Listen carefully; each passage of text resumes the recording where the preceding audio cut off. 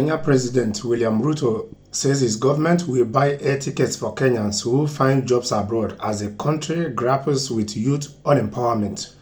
Last year, he signed a bilateral agreement with Germany, France, Saudi Arabia, and other Gulf states to import labor from Kenya. He plans to have 250,000 Kenyan nationals work abroad annually. However, many youths are opposed to Ruto's move, arguing that he should rather create jobs in Kenya, as many are unwilling to leave. What do you think? Is Kenya's youth right in demanding job creation at home? And the Kenyan president equally added that he will pay flights for Kenyans who are seeking jobs abroad. Truth be told, I, as a concerned African, I am more on the side of the Kenyan youth that oppose this move, and I will tell you why. This money he's going to be using to pay for the flight tickets of these 250,000 Kenyan youths annually.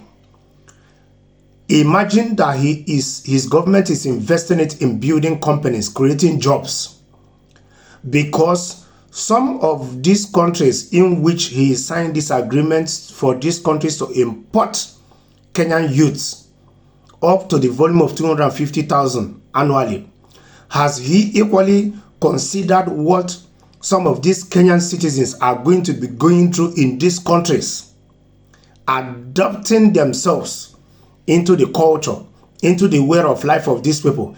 If it is a language-speaking country, has he equally imagined what will happen to this Kenyan youth confidence in terms of having to learn a foreign language, having to live in a foreign land, having to go through all forms of abuses that some of them will go through the owners of this country, where they will be going to in search of jobs or in search of employment?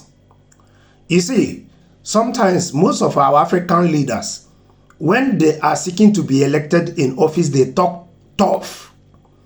They talk as if they are full of ideas, and immediately they are being elected, they get into office. It's like their original memory in which they were talking full of ideas is totally being erased. Yes. How can you even say that your government can be paying flight tickets for Kenyans up to the volume of 250,000 Kenyans annually, times the money of the flight, one flight ticket for 250,000 Kenyans a year? Imagine how many companies, when that money is being converted, how many companies it can build and how many jobs it can create.